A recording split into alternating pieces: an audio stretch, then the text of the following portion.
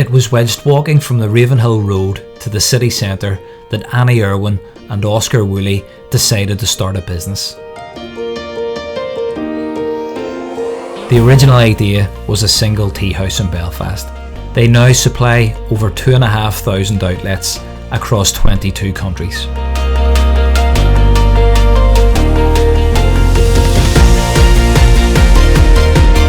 Suki Tea has become an internationally renowned brand with a global customer base that has loyally switched to online sales during the pandemic.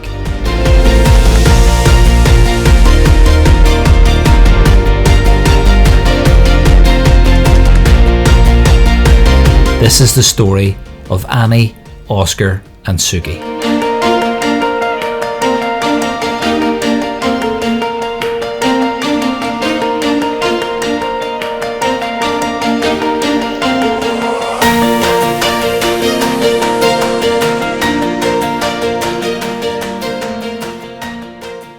My first sort of working experience would have been, at 13, 14, doing Saturdays in a local bakery in Killalay where I grew up.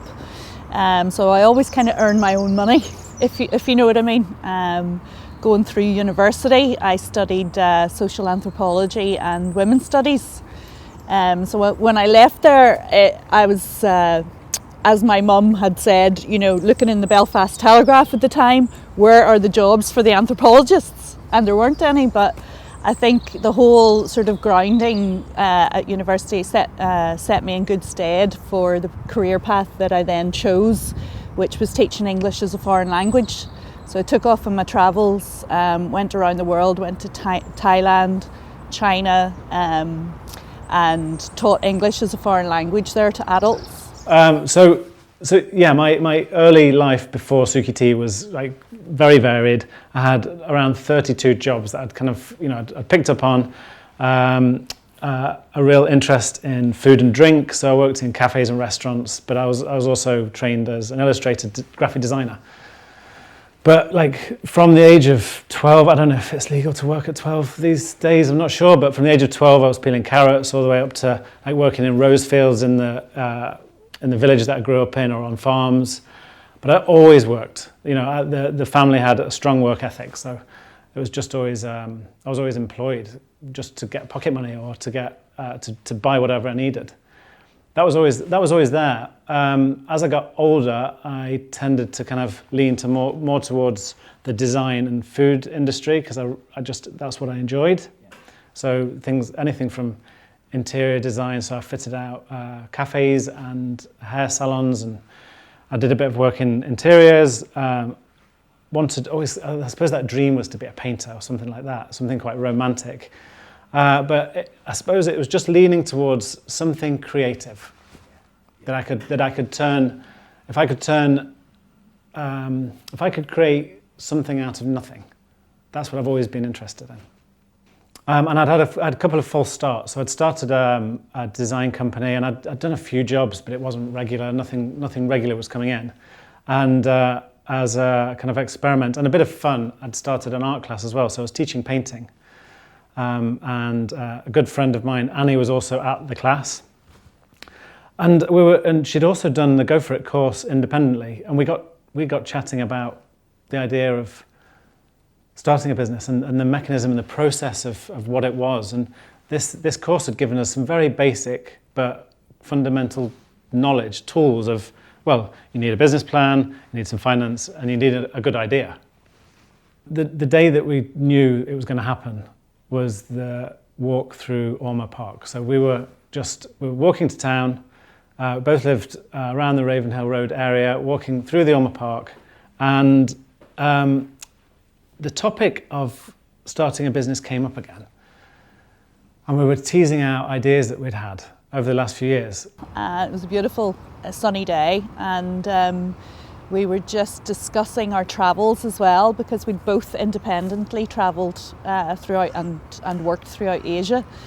And we were saying, wouldn't it be great, to discuss some business ideas in a beautiful tea house, the way you would have experienced in China or Thailand, with all the wonderful varieties and the quality and the loose leaf.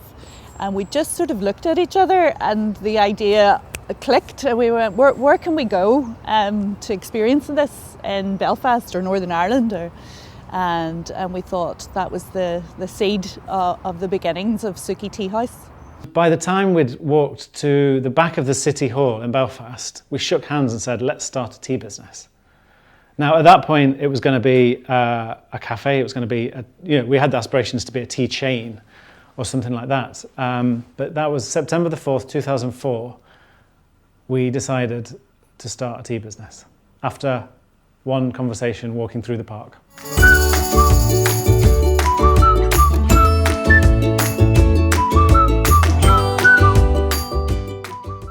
The spare room in my house became the business unit in essence. It was a small terrace house with the small room that was turned into that. We had some scales borrowed from the local butcher at the weekend that we'd cleaned up to use. We'd kind of calculated what it was going to cost to bring the tea in, the amount we needed, a little bit of packaging, and we needed £600 just to spark it off, just to kickstart this business on a very basic way, which was create some product and take it to St George's Market. St George's Market was a really good springboard for us because it, you had an hour and a half's worth of trading before you had to pay your rent. So we started with £600.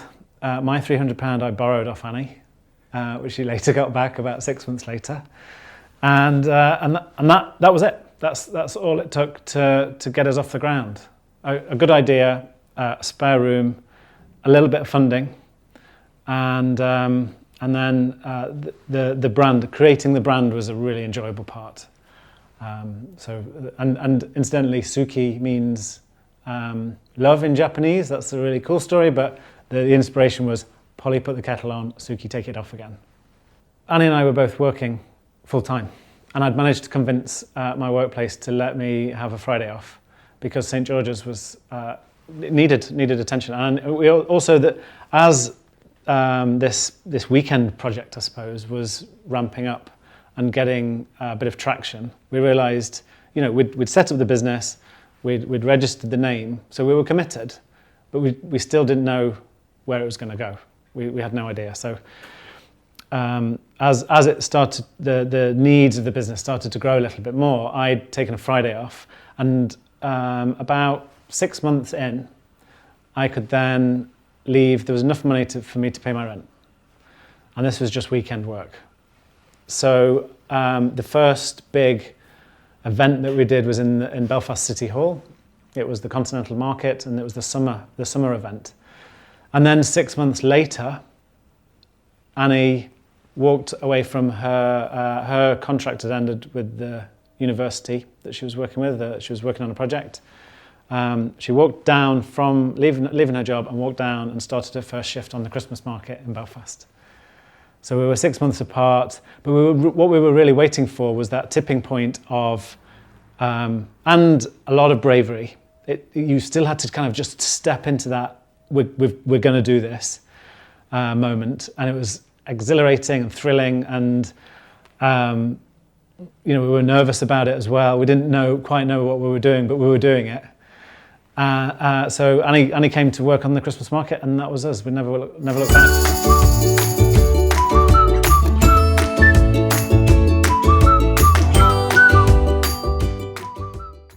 With very little budget, you become very creative in what you're going to do. So we went to the Belfast rubber stamp company and got a rubber stamp made with our logo. That was printed onto the bags. Didn't have a scoop at the time or some scales, so we borrowed some scales from the local butcher, which we cleaned down and returned on Monday morning. But we borrowed those for the weekends, and for a scoop, we fashioned an old Weetabix box and used that, and that was our entire bit of kit. But it's a real memorable time to start with. Just those kind of, it was the basics. That's all we needed to get to St George's Market was that. We didn't have a car, so we were carting. Sometimes we were just putting them on an old trolley and carting them from the Ravenhill Road all the way to St George's Market. We did what we had in our means. We weren't borrowing to set the business up. It was just, let's just do what we can here. To what we have now, which, I mean, the machine can probably turn out 30,000 labels a day. It's a super duper printer, full colour. So but we invested in machinery where we can be flexible again. So the software we have now allows us to print en masse and label the bags by machine as well. So none of it's hand done. But if we need to send half a pallet to Poland and half a pallet to Romania, then we have the flexibility and the software, because we invested in that machinery, to change the printing on the back. If you're going to start a business, you've got your blinkers on and you go in this way, and a lot of things will come at you, and you need that stubbornness to kind of bat off the distractions. But it's really important to have flexibility as well. I think it's a key strength to be flexible and just have your eyes open to those opportunities, which you can ignore them, but as long as you're observing them. And a prime example, well, there's a couple of examples. One is 24 hours before signing up our business name, we changed it after working on it for 6 months. And another one was that we also worked on a business plan, and the business plan was tea houses. And we had aspirations that it might start as one or a couple in Belfast, but maybe it's time that tea shone instead of coffee shops. When we started doing our research, there was 19 coffee shops on the Lisbon Road. I'm sure it's more now. So we thought, well, tea's got to have its time. And so we were really fixed on this idea of a tea house. But Jim from the Coffee Yard in Hollywood was just starting his business, and he came to St George's Market and said, could you supply your tea to our cafe? We were like, that's not what we're doing. That's not what we'd set out to do. But it didn't take long that we kind of clicked on, actually, yeah, do you know what? That's a really wise idea. And we became friends with Jim and got chatting to him, and he gave us a little bit of advice, which made us think about how many coffee shops there were out there. And even though we'd worked on this business plan for 6 months, we suddenly saw a completely new market. Today we could have 4 or 5 tea houses running successfully, but we have 2,500 coffee shops taking our tea in 22 countries. So we were, in a moment, we just went, right, chuck that business plan. Well, actually, we just put it on the shelf thinking we might need it later, but right, that business plan is put aside. We're going to rewrite it. We still had the brand, we still had the ideas. It was still tea, but it was just slightly different direction. We thought this had more potential to reach outside Belfast. So we heard there was things called trade shows, and we decided to phone one up very last minute because we knew somebody else who was going to it. We'd been following the coffee crowd a lot, thinking, well, they're our customers, and that's our kind of guerrilla marketing tactic, was to, if we hang around the coffee guys long enough, they'll realise they need really good tea. So we saw that there was a food event down in Dublin at the RDS, and it had a big coffee contingency visiting it. So we thought, right, we'll see what we can do there. We managed to blag 1 metre by 1 metre space between 2 other stands with a post on it as well. So it was barely a stand, but they gave it us for a very little amount of money. So we packed up our product, jumped on the train and went to the RDS and exhibited. We didn't have anything, we didn't realise what we needed. So I always carry a Sharpie and a sketchbook, so I got my Sharpie out, realising we needed some kind of display or stand. We just had product on a borrowed table at this point. And I thought, well, I need to spark some chat and conversation. So we challenged the whole industry and just said, surely you can do better. Our business plan was to offer a better solution for tea. And there's no snobbery around it. It's just if you go into a cafe and you're going to pay a good bit of money, it should be really good quality tea. So we did. We challenged the whole industry, and this is the sign. This was our entire display. Would you serve instant coffee? And this was our challenge to the coffee industry that was selling tea bags, whereas coffee had really improved in a big way. And you get so much more choice than Blue Nun in restaurants now that we just said, right, we've got a better solution here. The exhibition was a real eye-opener for just generally talking to. We gained a host of new cafes at the time as well, and in around Dublin. So we had to learn how do we ship product from Belfast to Dublin? And there was a lot of questions being raised at the show. So it was a bit of a learning curve. But we also spoke to distributors. We didn't know we needed a distributor at the time. And one particular distributor didn't know they needed a tea company at the time. But when we met, something clicked. And this was a company based in Glasgow, actually a 160-year-old tea company originally called Matthew Algie. They recently focused on coffee and they brought fair trade into the UK. Our ethics completely aligned. So we said, right, okay, let's continue the chats.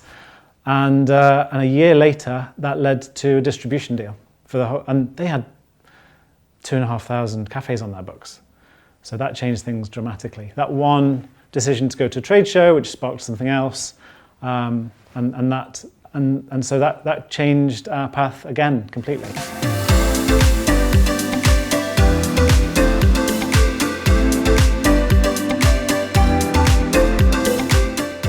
So I would definitely encourage early stage businesses to go out there and talk to, even if businesses are similar or the same, it is very important actually. The tea industry is a very small world and a very friendly world.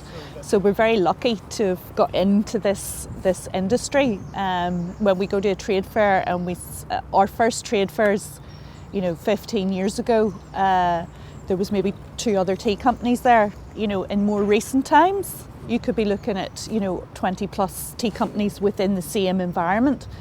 We make a point of going and introducing ourselves and getting to know the people, the product, the business, and staying in touch as well, and sharing experiences too. We're very open that way.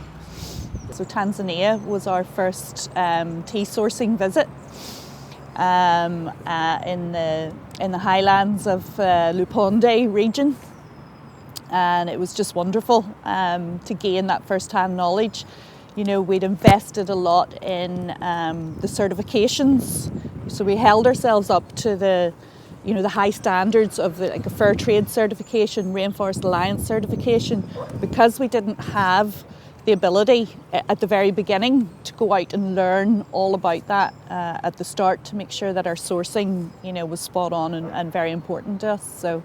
It was an excellent opportunity then to go and see how the fair trade premium from the teas that we purchased really worked throughout the system, right down to the tea pickers and the environment as well. Suki Tea started as 2 people, then we borrowed some friends and family to kind of come and help us in the very early stages. We kind of got through that first initial 6 months or 1 year step, and then we realized we needed to recruit. And one thing sticks in my head that Nicky McQuillan from the Street franchise fame said in a conference one day was to recruit better than you. We've started this business, we were the instigators of it and fired it up, but what's carried it through is the people that we've employed and the skills that we've brought into the business. So it wasn't about us being in control of everything. And it's really hard to let go of some aspects of the business. So we've always had that in mind, to recruit better than we are, and just recruit once and recruit really well. Suki Tea itself as a business, and our products and our people and our team, we've gained numerous awards over the years. A lot of that, we intended, it was part of our strategy to gain those awards, to gain the recognition. And on 1 or 2 years, it was one of our KPIs as well, that we need to gain an award in this area, for sustainability, because it's something that we're very proud of. but those awards help us to gain more international recognition and you know, just put a stamp on who we are as a team, you know, how we support each other, and what excellent products that we have.